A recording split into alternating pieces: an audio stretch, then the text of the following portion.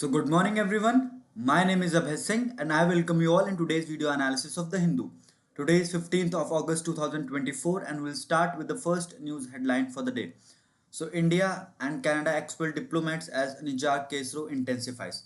In a dramatic turn of events, India on Monday decided to withdraw its High Commissioner Sanjay Kumar Verma. Now this is important name from the examination point of view.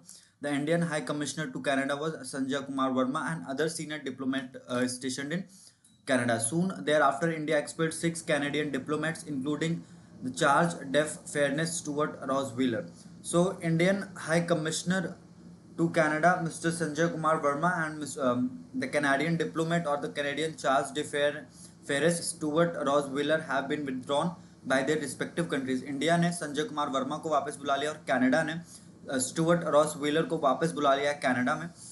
India और Canada ने जो 6 Indian diplomats थे उन्हें भी जो 6 Indian diplomats थे उन्हें Canada ने एक्सपेल कर दिया है अपने कंट्री से. और इसके जवाब में इंडिया ने क्या किया है कि इंडिया ने भी जो कैनेडियन डिप्लोमेट्स थे उन्हें एक्सपेल कर दिया है. और ये सारा टर्न ऑफ इवेंट हो क्यों रहा है? ये सारा टर्न ऑफ इवेंट इसलिए हो रहा है क्योंकि कनाडा की जो पुलिस थी उसने इंडिया के जो 6 डिप्लोमेट्स थे उन्हें पर्सन ऑफ इंटरेस्ट डिक्लेयर किया. और पर्सन ऑफ इंटरेस्ट किस लिए डिक्लेयर किया? जो निजार किलिंग हुई थी, हरदीप सिंह निजार की का जो असैसिनेशन हुआ था, जो उनकी डेथ हुई थी, जो मर्डर हुआ था उनका, उस मर्डर के केस में इन 6 इंडियन डिप्लोमेट्स को पर्सन ऑफ इंटरेस्ट डिक्लेयर किए जाने के बाद ये सारी कंट्रोवर्सी स्टार्ट हुई थी. सो this is not good from either from Indian perspective or from Canadian perspective. Canada is acting too harsh. This is the main reason why India and Canada, both countries have to take such sharp step, because Canada is actually facing a kind of political turmoil where the Justin Trudeau, the government of Justin Trudeau is facing a lot of criticism. So this particular step is a kind of a reputation saving step by the Canada government, but this won't work. The main reason for the same is India has given the apt response to Canada. Now we'll move to the second important news headline. Center invites legislator from Manipur for peace talks today. In a first of its kind attempt, the Union Home Ministry has invited Manipur MLAs from the three major communities, Meitei, Kuki-Zo and Naga, for a meeting on Tuesday. So this particular meeting was invited by the Union Ministry of Home Affairs, and this particular meeting was convened by the Intelligence Bureau, and no formal agenda has been released that what is going to be the main agenda of this specific meeting, which has been organized by the Union Home Ministry. This particular meeting will involve all the major stakeholders of the Manipur. अब ये जो मणिपुर में पिछले 1-1.5 साल से चीज़ें चल रही हैं, उन चीज़ों को अब ख़त्म करने के लिए यूनियन होम मिनिस्ट्री ने जो मेजर 3 स्टेक होल्डर कम्युनिटीज़ हैं, मीटी, कुकीज़ो एंड नागा, उनके रिस्पेक्टिव एमएलएस को इनवाइट किया है एक डायलॉग के लिए. डायलॉग का एजेंडा अभी तक रिलीज नहीं किया गया है. So this is one important news, you have to remember it now. So the unfortunate event or the unfortunate civic apathy which took place in the old Rajinder Nagar on 27th of July. In that particular case where 3 students have died, 3 students drowned in a basement. Now in that specific case, the Central Bureau of Investigation has filed a charge sheet.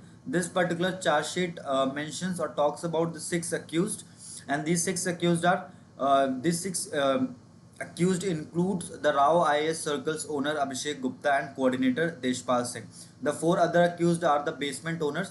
So जो चार basement owners थे और जो 2 coaching के directors थे और owner थे, उनके अगेंस्ट ये चार्जशीट फाइल की गई है. और जो एसयूवी ड्राइवर था जिसको दिल्ली पुलिस ने इंक्लूड किया था अपनी चार्जशीट में, उसको क्लीन चिट दे दी है सेंट्रल ब्यूरो ऑफ इन्वेस्टिगेशन ने. Now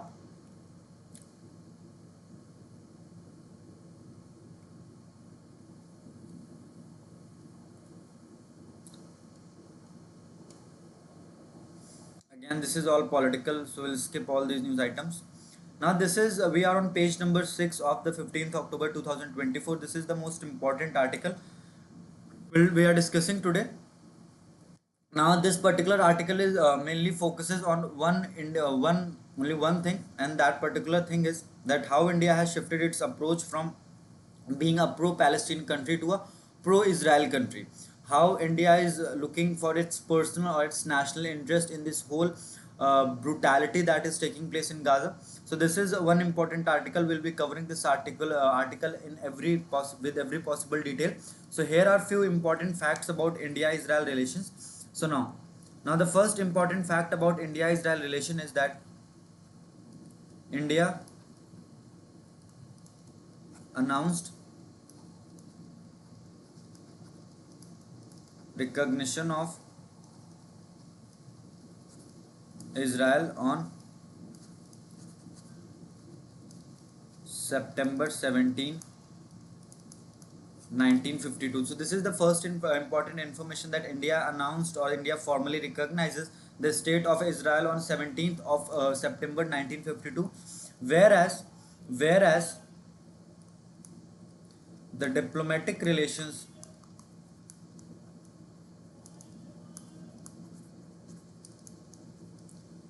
between these two states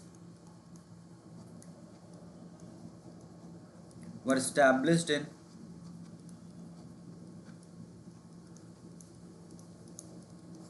1992. So this is the first relevant information. This is 17th September 1950. So India announced recognition of or India formally recognizes the state of Israel on 17th September 1950, and after recognizing the state of Israel in 1950 and after 42 years in 1992, India formally establishes the diplomatic relations with the state of Israel. Now this is about Israel. We have talked about when India recognizes the statehood of Israel and also when we established our diplomatic relations with Israel. Now the second important information that we have to remember.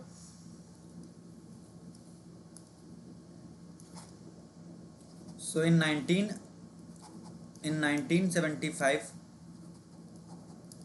India became a first India became first non-Arab country to recognize Palestine Liberation Organization PLO. So India became the first non-Arab country to recognize this Palestine Liberation Organization in 1975. So this is the whole chronology that in 1950 we recognized the statehood of Israel. Then in 1975 we became the first non-Arab country to recognize the Palestinian Liberation Organization. Then what happened subsequently? India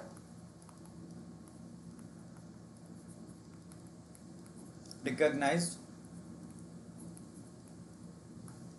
the statehood of Palestine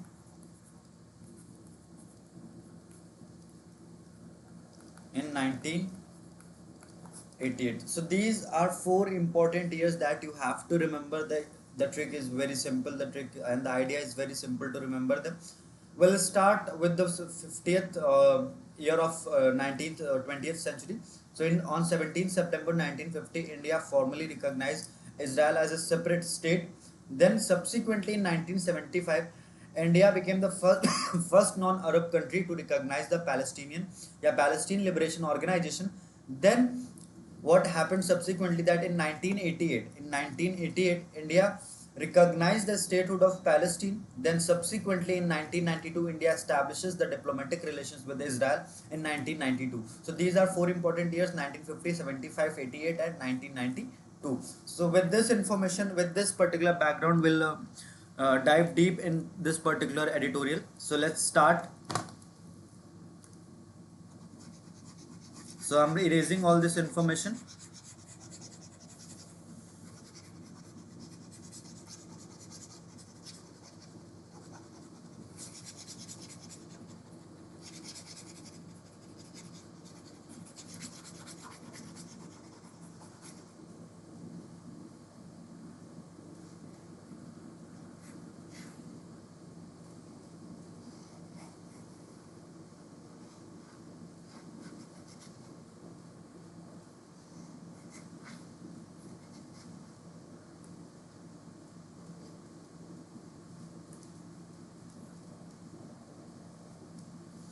So now we'll start with the our first editorial of the day. So after this whole turn of event which took place on 7th of October 2023, where Hamas attacked the state of Israel and killing more than 1200 people and taking more than 200 people as the hostages. So after killing this 1200 people and taking 200 people as Israelis as the hostage, the state of Israel retaliated in the best possible way, and subsequently the action started by the Israel in the entire Gaza Strip. Now this particular retaliation has taken a very grave form, killing 42,000 people in the Gaza Strip alone. Now not only these 42,000 people have been killed, but more than 1 million people have been replaced or displaced till date. Now, within a year, more than 1 million people have been displaced and 42,000 people have been killed by the Israeli defense forces in the entire region of Gaza. Now, after taking on these kind of steps, these defensive steps in Gaza, now the Israeli army is focusing more on the Lebanon. Now, Gaza is the area where Hamas has the stronghold. Gaza is that area where Hamas has the stronghold, and Lebanon is that particular area where Hezbollah has the stronghold. Now, both this militant organization, one Hamas and another Hezbollah, are backed by the the state of Iran. So, we'll start with this much of background knowledge when we talk about this specific topic. So this is our background knowledge. Now let's start that how the perception or how the stand of India has changed over the period of years, from being a pro-Palestinian country, from being the country from becoming the first non-Arab country to recognize the PLO, Palestine Liberation Organization, to keeping a mum on the killing of 42,000 individuals. Some people are saying that, or the author of this particular article, Ms. Joya Hassan, she is clearly stating that the main reason for this specific change in the approach is that currently the Hindutva rights subordination, हमारा जैसा भी the kind of government that we are having is mainly responsible for this. और हम लोगों का ये मानना है कि गाजा का जो issue है, it is related to the Islam and Muslims. However, these genocidal actions have hardly provoked any reactions in India. So now this 42,000 people that have been killed in the Palestine, now the whole world is burning. They're actually not burning, but there are a lot of protests in going on each and every country. Almost हर एक country में protest हो रहे हैं, but India में अभी तक कोई मेजर प्रोटेस्ट नहीं हुआ है. सिर्फ दो ऐसे मेजर इंसिडेंट सुनने को मिले हैं जहां पर प्रो पैलेस्टीनियन रैलीज को ऑर्गेनाइज किया गया. और ये जो दो रैलीज ऑर्गेनाइज की गई हैं, ये किस स्टेट में ऑर्गेनाइज की गई हैं? तो ये ऑर्गेनाइज की गई हैं केरला में. केरला में सिर्फ दो रैलीज ऑर्गेनाइज की गई हैं. Apart from that there is no big protest or a kind of strike or some kind of manifestation from Indians that what's happening in Gaza is actually is a kind of a genocide. Now, however, but the scale of what Israel has done in response is even more horrific. Public silence in India is deeply disturbing. So after the killing of 1200 Israelis and taking 200 people as the hostages, what Hamas has done, that it has given the free license to state of Israel to eradicate the stronghold of Hamas in Gaza. Now the author is trying to mention, or author is trying to portray here, is that the response from the Israel was a bit harsh. The response from the Israel is a bit harsh, and there is a total silence in India when it comes to Israel. This should be unacceptable, especially in a country which knows. So again, the author is saying that our country in itself has a long history of colonial dominance or colonial struggle. We are the largest. We have faced the largest anti-colonial struggle in the world. The first war of independence, which began on 1857, and we got independence in 1947. So our anti-colonial struggle was as long as of 90 years. Though Britishers ruled in India for 200 years, but our this struggle was of 90 years. And we are not able to understand the problem of Palestine. This is the main problem, according to the author, that we have this kind of background that we should understand the problem of the Palestinian people. But again, we are not able to understand it because with the change in the time, we are living in 21st century. And when we talk about 21st century, there are other interests as well that we have to see. Palestine is important, but before Palestine, India is going to come first before Palestine. For people living in India, India is more important than Palestine. No doubt the government has curbed the protest and in many cases banned them. So the author is citing these kind of examples as well, that the government deliberately has suspended or curbed down many protests or banned the protests which are happening. Cases have been filed against people for supporting or organizing protest against the genocide in Palestine. Now again, the author is saying that people have been jailed, people are put in jail when they talk about the Palestine issue. The Hindutva rights subordination of the Palestine cause and supporting the Zionist in Israel is the most important reason for the lack of concern. So basically, the kind of argument which Ms. Joya Hassan is making is quite absurd. The argument which is made by the author is that the Hindutva जो Hindutva right मतलब जो right wing का एक support है Palestinian basically Zionist होते हैं, जो Jews होते हैं, जो ज्यूज के साथ में एक सपोर्ट है, ये एक मेन रीजन है कि लोगों का पैलेस्टीन के साथ इतना अटैचमेंट कम हो गया है. This shift has influenced how most Indian views the crisis in Gaza. So again, this particular approach of the government is, as per the author, this particular approach of the government when we are aligning with the Zionist in Israel is mainly responsible for the shift in the approach. Now, this, however, does not mean that the sentiment does not exist, but the crisis in Gaza and India's subdued response to it point to a significant fact. अब इसका मतलब ये, अब now the author is trying to say that कि government का जो stand है, government का जो स्टैंड है, इसकी वजह से जो लोगों का अप्रोच है, जो गाजा में चीज़ें हो रही हैं उसकी तरफ वो कैसे देखते हैं, इसमें मेनली चेंजेस हुए हैं. बट अगेन, ऐसा नहीं है कि लोगों के अंदर के जो सेंटिमेंट्स थे उन पर बहुत ज़्यादा उन पर असर पड़ा है. सेंटिमेंट्स अभी भी कहीं ना कहीं हैं ऐसे, जो सोचते हैं लोग कि पैलेस्टीन में जो चीज़ें हो रही हैं, जो गाजा में चीज़ें हो रही हैं, they are absolutely illegal. The register of Hindu nationalism deliberately sees Palestine as a Muslim issue, which means any support for it can be condemned as appeasement of a community.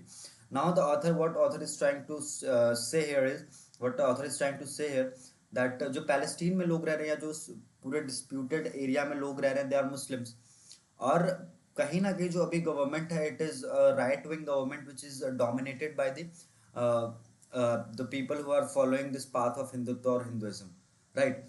तो इसकी वजह से जो एक विजिबल सपोर्ट मिलना चाहिए Palestine में जो लोग रह रहे हैं उनको नहीं मिल पा रहा है, बिकॉज हमारी जो नेशनल पॉलिटिकल पार्टी है जो इस समय भी पावर में, उसका जो पॉलिटिकल इंक्लिनेशन है दैट इज समथिंग डिफरेंट, और जो अभी इशू चल रहा है गाजा में that is something different. Now, individual opposition leaders have nonetheless spoken up in support of Palestine, but hardly any opposition party has taken an unequivocal stand on it. Left parties have unequivocally condemned Israel, organized a few modest protests, and also supported the boycott, divestment, and sanctions campaign. So again, this is not important, but not just parties, even civil society response in India has been muted. So not just the author is saying is that each and every corner of our country, each and every stakeholder in our country is silent when it comes to this issue of Palestine, and it should be done. It is actually the correct approach. The people of this country are aligning with the approach of the government. They are not against the government. They are deeply understanding why we should not protest about this. When somebody enters in your home and kills your entire family, then there are no parameters to uh, actually calculate that how much damage can be done. If there is an organization which have killed like 1200 people of your country for no reason, then you have absolutely every kind of right, you have absolutely every right to take whatever kind of step to defend your country in the best possible way. And because of Pakistan, we firmly understand this problem.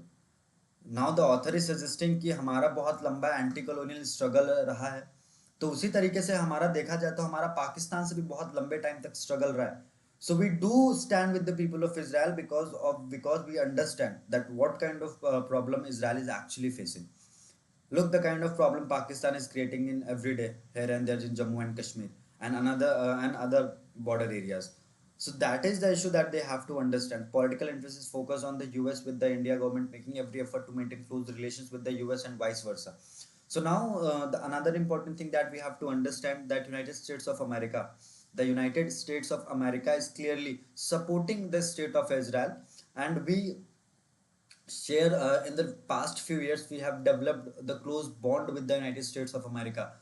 So that's why that's why our political interests have inclined towards the Israel as well, and not, this is not the reason. The undisputed support provided by the state of Israel in the Kargil war is also one of the main reasons that India is actually not recognizing or not talking about the things that are happening in Gaza. We are not supporting the state of Israel, neither we are supporting the state of Israel, nor we are supporting the state of Palestine. We have a neutral stand, and we have made it we have made this thing multiple times. We have made this statement like multiple times that we just want peace in the entire Middle East region. We are supporting Israel, nor we are supporting the people who are living in Palestine, because the militants, this particular militant group Hamas, was actually using the people who are living in Gaza as the human shield. So it was very difficult for Israel to start the mission and eliminate the dominance of Hamas from the Gaza Strip. So that's why they have to take on the entire region in Gaza. Now, if you kill someone, right, and that person was giving shelter to a terrorist who has attacked your country, then you have absolutely every right to defend yourself. Now the next important point that we have to understand that United States of America, जो China के साथ आज के 50 साल पहले हुआ था, अभी वही इंडिया के साथ हो रहा है. So at that particular time everybody was so frustrated with USSR and other stakeholders, so उन्होंने चाइना को create किया. Now China has become so powerful that it is it is a kind of a bone stuck in everybody's neck. Now the most important thing is the कि United States of America जो है वो India को एक ये चीज़ वो समझ पा रहा है that India is going to be a global power. So इसके लिए चाइना के डोमिनेंस को कम किया जा सके, इसके लिए यूएस बहुत क्लोजली हमारी हेल्प कर रहा है that we will make India as an alternative for China. अब ये सब सारी चीज़ें हो रही हैं, तो इसमें इंडिया का बहुत बड़ा या बहुत ज़्यादा सेल्फ इंटरेस्ट इन्वॉल्व है. और सिर्फ इंडिया, व्हेन वी से कि इंडिया का बहुत ज़्यादा सेल्फ इंटरेस्ट इन्वॉल्व है, then we talk about the Indians का बहुत ज़्यादा सेल्फ इंटरेस्ट इन्वॉल्व है. इस वजह से भी हम बहुत ज़्यादा सपोर्ट कर रहे हैं इसराइल का, because United States of America is clear with its stand that it will do whatever it takes to defend the sovereignty of Israel. Now the author is trying to state one more thing, or author is trying to observe one more thing, that the kind of stand which media has taken, the kind of stand which media has taken also is also very questionable. They are actually not showing the originality as per this author. They are showing the things which align with the agenda of the government. So people are not able to see, or people are not able to get the exact information that was actually happening in Gaza. In its place, there is much greater acceptance of the official line that the central issue is fighting terrorism.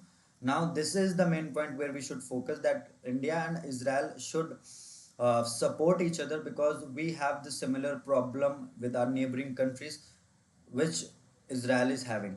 The core idea or the core values of both the countries should focus on the eliminating this entire problem of terrorism. But the problem in Palestine did not start on October 7. We do understand that the problem did not start on October 7. There is a much wider historical context, and the recent context is that Hamas has killed 1,200 people. So there is no historical context. The historical context for this specific event start with Hamas attacking Israel on 7th of October 2023. There is no background except that, because everything was going fine with both the entities. But when Hamas attacked the state of Israel on 7th of October, the entire things change.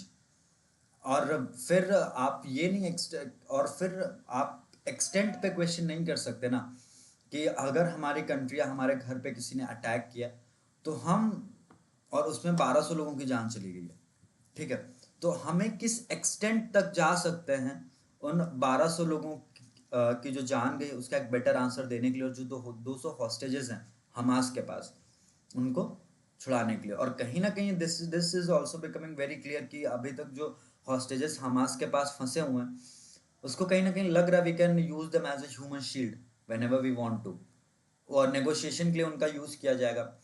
तो अगर आपको ये सारी चीजें करनी ही नहीं थी, फिर आप 200 हॉस्टेजेस लेकर के क्यों गए? So this everything is questionable. Just writing one article will not make you like the most intelligent person about the that particular topic. Historical background कुछ भी नहीं है। हिस्टोरिकल बैकग्राउंड बस इतना है कि 7 अक्टूबर 2023 को जो चीज़ें हुई उसके रिटेलिएशन में इसराइल ने चीज़ें स्टार्ट की, things got aggravated, now the fight is from the both the side. Now this particular thing is actually neutral. Hamas attack served as an excuse for Israel to do what it wants with the strong American support, which has sought to control West Asia through Israel, their indispensable outpost in the Muslim world. Now these are the same people. These are the same people. Actually, the people like her who has written this particular article, who are actually supporting when you know the entire West and United States of America was supplying arms and ammunitions to Ukraine. So these kind of people were supporting this particular action, that oh, this is actually good, because at that particular point of time Russia is much or way more powerful than Ukraine. So उस time पे लोग Ukraine का support कर रहे थे. Now when we are talking about this specific moment, Israel पहले Russia ने Ukraine पे अटैक किया, यूक्रेन ने बाद में उसका रिटेलिएशन किया, फिर entire west and United States of America has supported Ukraine. Now everybody was with Ukraine. Now think, बस चीज़ों को थोड़ा सा प्लेस बस बदल के देख लीजिए. हमास ने अटैक किया पहले इजराइल पे. Now when Israel is defending itself with the support of United States of America, now the entire world is against the Israel. So we don't have to adopt the dual standards. हमें dual standards adopt करने की ज़रूरत ही नहीं है. We have to see the world with a single frame. We cannot change our frames with each and every different situation. Your frames should be same. The things which are going in Israel and Palestine are equally disturbing जैसा कि चीज़ें Ukraine और Russia में थी. अगर आप Ukraine और Russia में यूक्रेन का सपोर्ट कर रहे हैं, then you have to support Israel when it comes to Hamas and Israel, because ये दोनों एकदम ही सिमिलर सिचुएशंस है, राइट. अब इंडिया का जो सपोर्ट है ये लगातार कॉन्टिन्यूड सपोर्ट जारी रहेगा, इसमें हम किसी भी तरीके की शॉर्टेज नहीं आने देंगे. ये हमारा स्टैंड एकदम क्लियर है. So on that note, we'll wind up that specific article. Now moving to the second important article. This is also very important. So it is related to the gig workers. So recently, Rajasthan was the first state in India to pass a law related to the gig workers, and Karnataka became the second.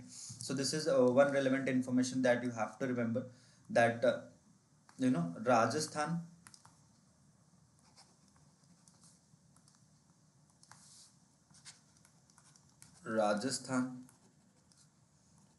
was the first state in India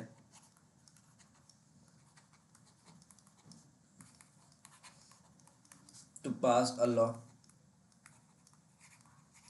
related to gig workers, and Karnataka was the second state to do so. So this is one important information that you have to remember, that Rajasthan and Karnataka were the first and second state to pass a law related to the gig workers. Now, there is no central legislation till date. There is no central legislation on this point till date. So now what Union Ministry of Labor and Employment is now drafting a national law to incorporate these gig workers into social security schemes.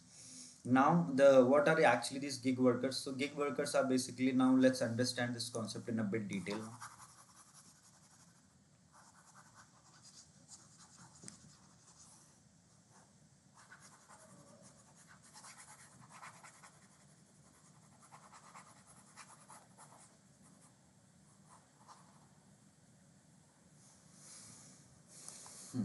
So gig workers are basically short-term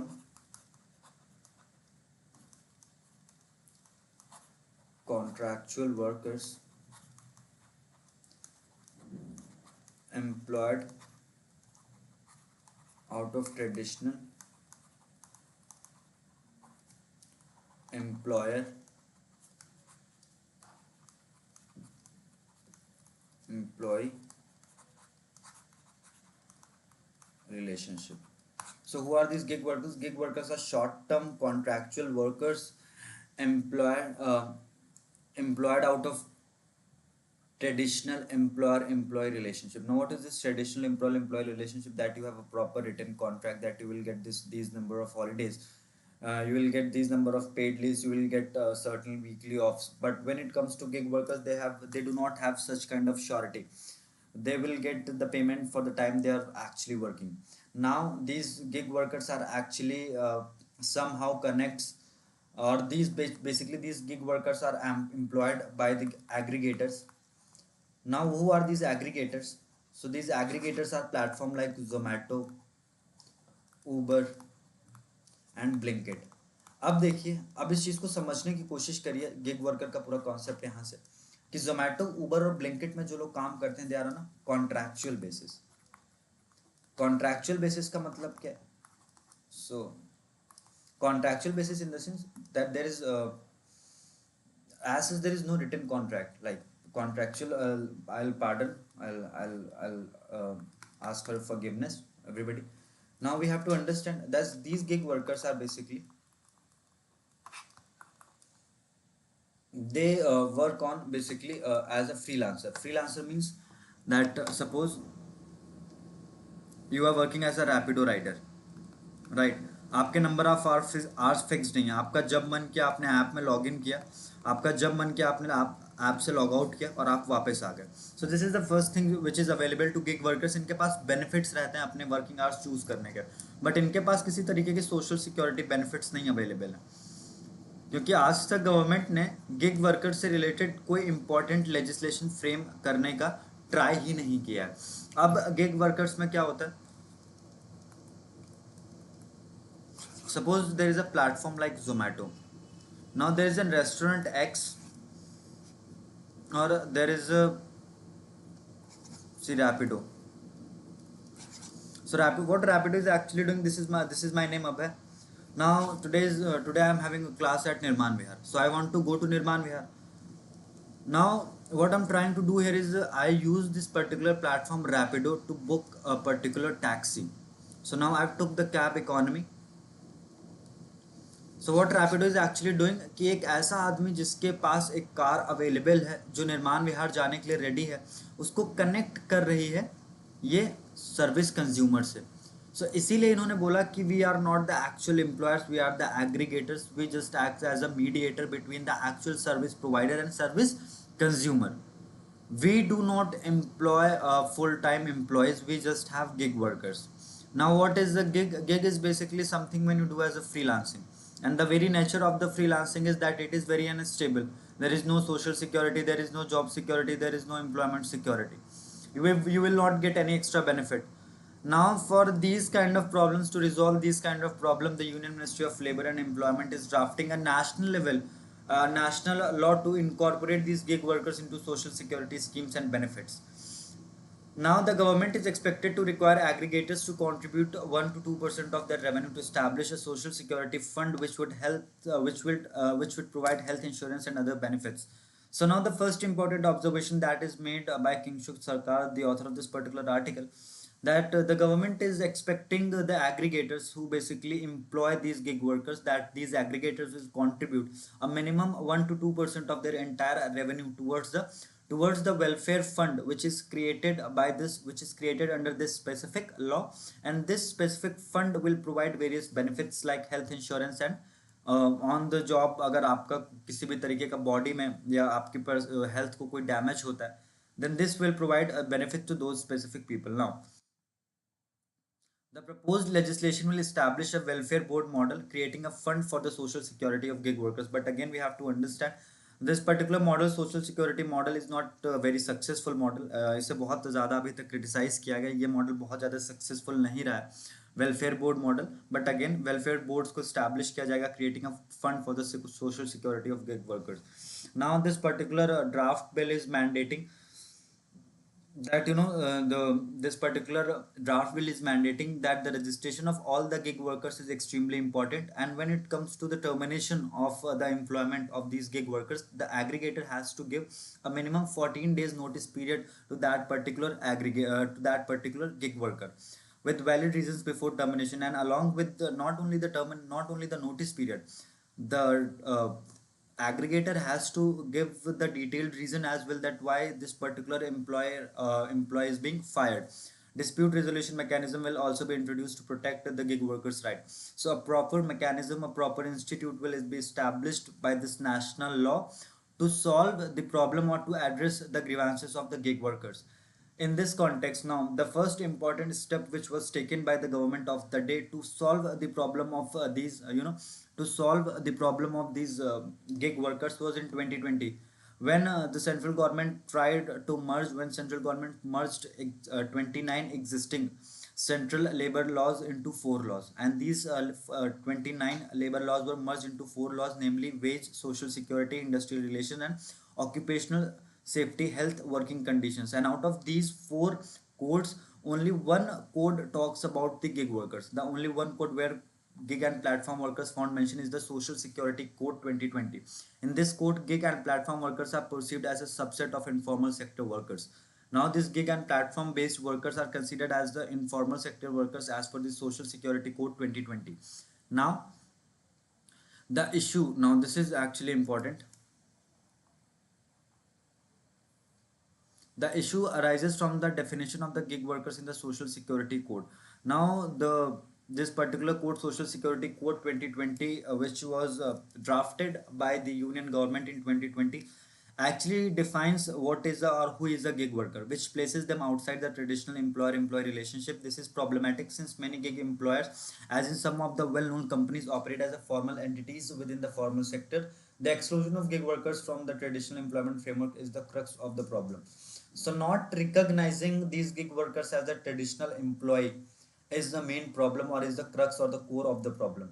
Until and unless you recognize these gig workers as the actual or the full-time employees, the problem will not be solved. Otherwise, you create a specific law altogether for these gig workers to solve their grievances, to solve their problems.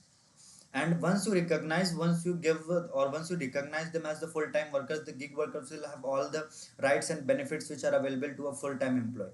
Now, if you want to improve the conditions of the gig workers, then you have to make that dividing line very thin. जो अभी एक line है जो gig workers और employees को divide करे, you have to make that specific like very thin if you want to actually improve the situation. It is a deliberate ploy on the part of the aggregator to demystify employment relations in gig and platform economies such that the application of existing labor laws get preempted. So the existing companies, these companies like Zomato, Swiggy, Instamart, these are actually using these loopholes. In loopholes का use करके they are actually harassing or abusing the workers in India. Some camouflaging of employment relation leads to the misconception that the gig worker is an independent worker. The Social Security Code 2020 accepts this deception and includes gig workers as a part of the informal sector. The code does not decipher the real employment relation in the gig and employment economy. So the Social Security Code 2020 also takes these gig workers as the workers in the or the part of the informal sector, and this particular code does not decode the real employment relations in the gig and employment economy. So parliament is also very smart when it comes to some important statute. ऐसी language use कर दो ना कि normal common man को समझ में ही ना आए. Now this entire code, when you actually read the Social Security Code 2020, the definition is so plain. The definition is so plain and simple that it is आप उसको देख के ऐसा फील कर सकते हैं कि गवर्नमेंट ने मिनिमम एफर्ट लिए हैं इसको बनाने में. सो के उठे हैं, जो समझ में आए वो मतलब लिख दिया कि हाँ भाई यही है गिग वर्कर. अभी कोर इशू क्या है? सो कोर इशू ये है कि आप एम्प्लॉयर एम्प्लॉय रिलेशंस को का जो प्रिंसिपल है उसे इम्प्लीमेंट करिए एग्रीगेटर और गिग वर्कर्स के बीच में. और इसको लेकर के यूके सुप्रीम कोर्ट की जो सबसे इंपॉर्टेंट रूलिंग है when it comes to gig worker is from the United Kingdom Supreme Court. Now this ruling was given in 2021, and this particular ruling is popularly known as Uber case. Uber was deemed to be an employer. When the company like Uber can be an employer and the drivers who are actually driving for the Uber are the workers, then the United Kingdom Supreme Court stated that there is no point in not implementing the existing laws over these workers. Once the employment relationship is clearly defined, gig workers can be included under the proposed four labor codes, eliminating the need for a separate legislation. So once the stand or once the position of gig workers is clear, then we might understand that there is no need of extra or a separate legislation for the gig workers if we eliminate this line between a full-time employee and a gig worker. और ऐसा नहीं है कि ये platforms सिर्फ connect कर रहे हैं. These platforms are actually taking a kind of platform fee. When it comes to the platform like Zomato and Swiggy, they charge the platform fee. But when it comes to the companies like Uber and Rapido, then they charge certain commission from the gig worker. The person who is riding the Rapido company itself will charge a certain amount of a 20 or a 15% commission from that particular gig worker. You are earning your income from that specific person, but you are so reluctant in providing benefits to that specific person is the main problem. So we have to wait till the central government releases this particular draft bill. This is a very, a futuristic step by the central government, because as of now there are nearly 7 million gig workers in India as of 2024, and the number is set to increase to 2.3 or 4 million by 2029. So we have a lot of things to do. There is a lot things which can be done by the government, and surely government will do each and every possible thing to solve this particular problem. Now this is also important. It is related to the recent judgment of the Supreme Court, which was related to the POCSO Act 2012, and also the issue of child pornography. So the historic judgment against the online sexual abuse of children pronounced by the Supreme Court of India is in a petition filed by the Just Rights for the Children Alliance, will have a long-lasting and global impact on society, crime, and children rights. This ruling not only now, in January 2024, the Madras High Court had ruled that merely downloading or watching child pornography is not a crime, and quashed a case can against a 28-year-old man. How can someone who searches for and watches the rape of a child thereby creating a demand for the child rape walk free? So we have started with the question that a person who is downloaded the content related to the child rape or the child pornography is watching that specific content. How is it, or how it is actually practical to let that person walk free? This ruling not only defeated the spirit of the POCSO 2012 but also risked normalizing the exploitation of children. Now, this bad stand taken by the Madras High Court is actually disgusting. The judgment was very disgusting. The judgment was delivered in the month of January 2024, and these are the High Court judges. So, as per them, that downloading and watching child pornography is not a crime.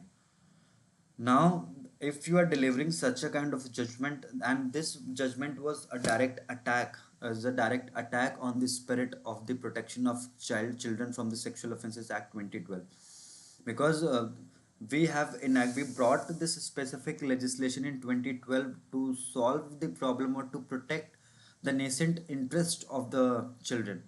On September 23, the Supreme Court corrected this grave oversight. It was not only just in expanding the understanding and scope of the crime by making downloading and storage of such material an offense. So now the Supreme Court of India in its verdict had made it abundantly clear that if you are downloading or storing a content related to child pornography, it will be an offense.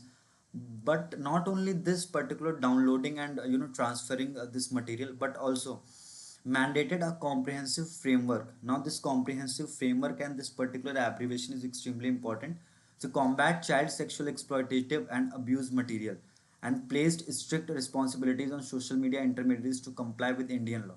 So now the problem to combat child sexual exploitative and abuse material is put on the now the responsibility to combat this CC is put on the intermediaries as well. जो ये social media platform पे अगर किसी भी तरीके का child pornography से related content publish किया जाता है, then these intermediaries will be responsible for that, and a strict action will be taken against them under the Indian laws. By shifting the language from child porn to CSAM, the ruling reframes the issue as a serious crime rather than an adult indulgence.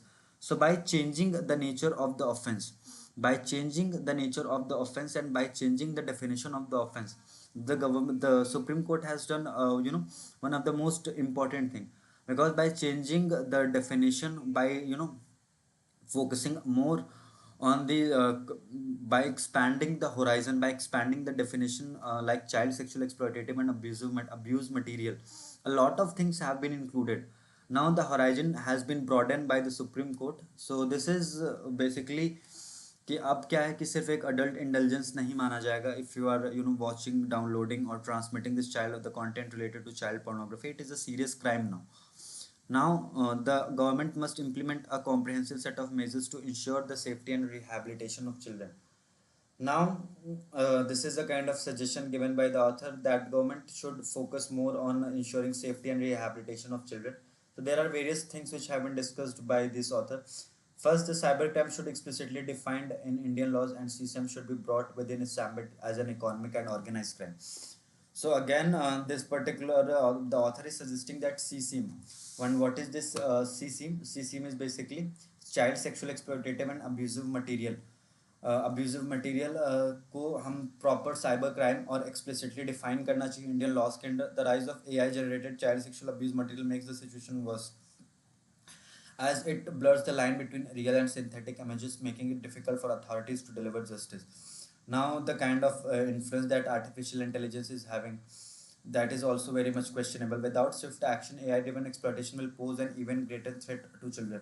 Now, this AI-generated content is creating a lot of problem for the children itself. Second, social media platform must be held accountable for reporting CSIM in real time to law enforcement.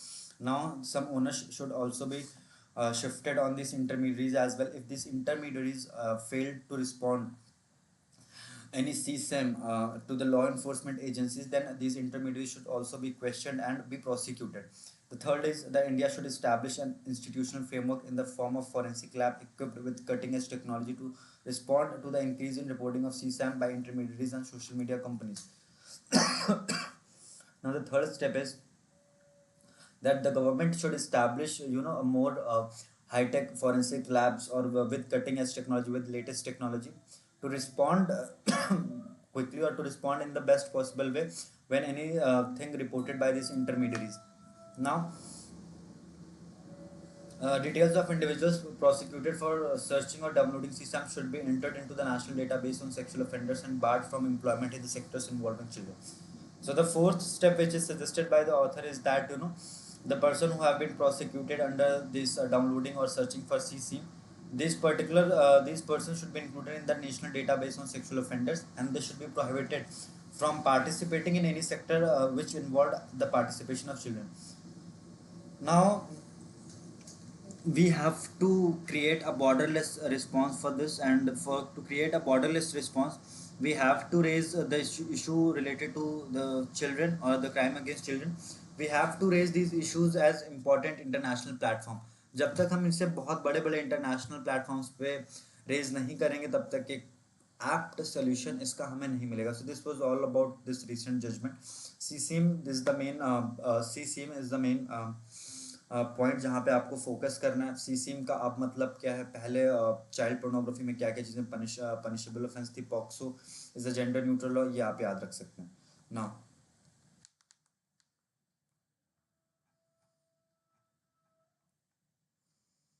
So Kerala assembly ने एक resolution pass किया है कि central government को जो Wayanad landslide हुआ था उसके लिए एड को as soon as possible release करना चाहिए. And S. Jaishankar is set to visit the Pakistan. Islamabad जाने वाले हैं. शंघाई कॉरपोरेशन ऑर्गेनाइजेशन की जो मीटिंग है हेड ऑफ द स्टेट्स की, head of the government meeting है शंघाई कॉरपोरेशन ऑर्गेनाइजेशन की, उसके लिए ट्यूसडे वेंसडे ये मीटिंग है और उसके लिए एस जयशंकर जा रहे हैं. लास्ट टाइम 2015 में एस जयशंकर गए थे पाकिस्तान, और लास्ट फॉरेन मिनिस्टर उस टाइम पे फॉरेन सेक्रेटरी थे, और लास्ट फॉरेन मिनिस्टर कौन थी जो गई थी Pakistan? Sushma Swaraj. Sushma Swaraj was the last foreign external affairs minister to visit Pakistan, and now S. Jaishankar is visiting.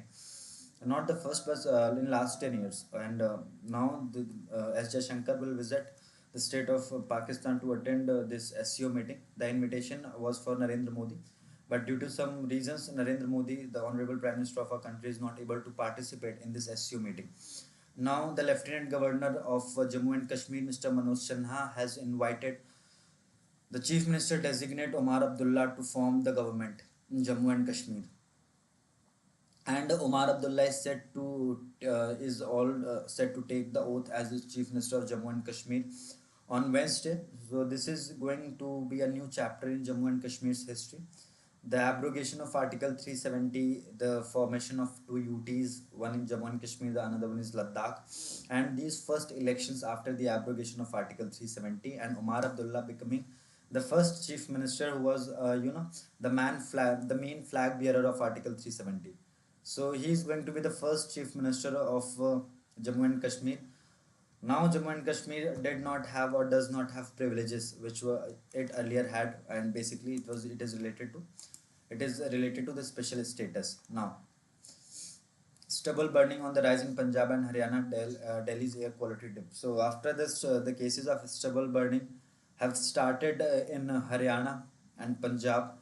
The air quality in Delhi is dipping very quickly. So this is one important news that you have to remember. And we have seen something related to cloud seeding and artificial rain. So this is the year 2024 when we have to act, when we the people who are living in Delhi might see the use of cloud seeding or the artificial rain to reduce the impact of air pollution. Now we are moving to the next important and basically to the international section. There is no such important thing. In Lebanon, when the Israeli forces attacks on the UN interim force in Lebanon, UNFIL पे attack जो एक minor attack हुआ था जिसमें 2 लोग injured हो गए थे, उसके बाद Director General of the United Nations, Antonio Guterres, has warned Israel that if they attack on anything related to United Nations or the peacekeepers, it will be treated as a war crime. And Iran has also made its stance very clear that it is not interested in having some backdoor conversation with the United States of America. First, it will resolve the current issue, then it will have some kind of conversation, because United States of America was trying to have a conversation with the Iran, and it was using Oman as an intermediary, but Iran has denied to have any kind of conversation. The Nobel Prize in Economics have been announced. And the winner of this year's economics were the Turkish American Daron Akmoglu, Ace Moglu, and British American Simon Johnson and James Robinson. They are basically three economists who have been chosen for the 2024 Nobel Prize in Economics, and they have been awarded the specific prize for research into the wealth inequality between the nations. So the idea or the main contribution which was made by these three economists were to study the wealth inequality between the nations, which is the need of the hour. And for this specific research, they have been given the Nobel Prize in for economics in 2024. So Indian women cricket team is out of the T20 World Cup. So this is not the first time that we are listening such a heartbreaking news. In last 4 years, in last 1 year, we have lost two ICC finals when it comes to men cricket, and we are out of the women T20 World Cup as well. So this is it about today's newspaper, 15th of October 2024, and I hope you find this particular news analysis useful. So there are only 45 days in your examination. So start revising things properly, start consolidating your material, and just focus on your hard work and focus on the minor details. Because exams में questions वो tough नहीं होते हैं जो सबको आते हैं, exam में क्वेश्चंस वो टफ होते हैं जो आपको नहीं आता है. So try to increase your knowledge, try to increase the number of revisions and give your best. That's it. So with this we'll wind up today's session, and we'll meet you in another session tomorrow. Till then, bye bye, take care, अपना ध्यान रखिए और dengue से बच के रहिए. तब तक मिलते हैं फिर कल सुबह.